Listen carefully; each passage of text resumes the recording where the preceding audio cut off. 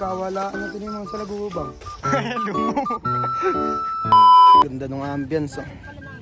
Ay, doon tayo mananalagubang mga boy. Doon tayo mananalagubang. Sa kabila, sa lagubang season. Bukas pakita mo yung galon. Si Blacky.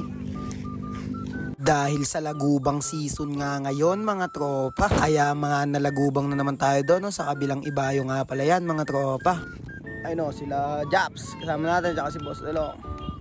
Tatawid na tayo ng ilog ngayon boy. Si Lucas di pwede sumama. Yung lagayan natin, no? Ayan, no, lagayan. May lagayan din tayo ng cellphone dito para di mabasa, boy. Tapos yung bataan nga natin na si Lucas, mga tropa, naiwan na nga doon. Bawal kasi yun, mga kaibigan. Wala din kasing katig yung bangka dito, mga tropa. Baka malunod pa. Kaya ayan, si Boss Talo nga pala, inaayos ng ibang kanya dito, mga tropa. Tapos ayan, no, tamang biyahe na nga tayo dito. Sobrang ganda nga ng ambience dito. Medyo mga labo nga, mga tropa, yung camera natin dito. Dahil nilagay ko nga pala dito sa may taglagayan natin. Para in case na lumubog, mga tropa, hindi mababasa yung cellphone natin. Please help me. Here too much raining. Lumubog, oh. Gago, tatanggal, mahirap tuloy alisin ngayon. Tapos ayun nga mga tropa, bago nga bumaba dito, lumubog nga yung bangka dito mga tropa. Mahirap talaga mga tropa pag walang katig, eh. Kaya inahon na lang namin dito yan mga tropa ni Boss Talong. Gago, may salagubang na nga. Oh. Bumagsak sa akin. Yan, nakahuli na nga tayo agad, oh. Isa! Woo! Ito tayo sa mga saging pepesto. Saan naman din, eh. Tae din, eh.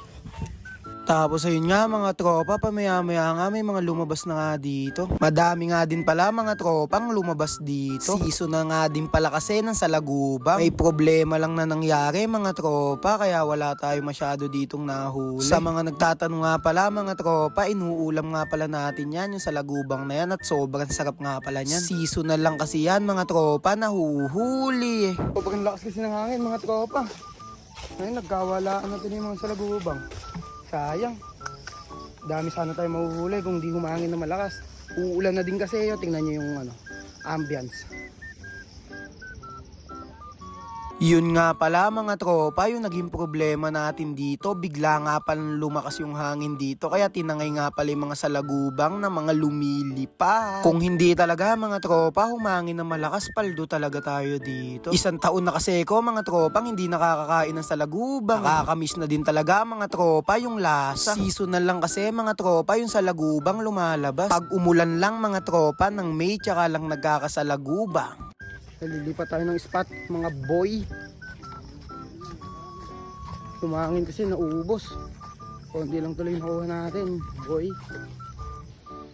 Yun na, may mga nakadapo. Sumasabay sa init ng panahon.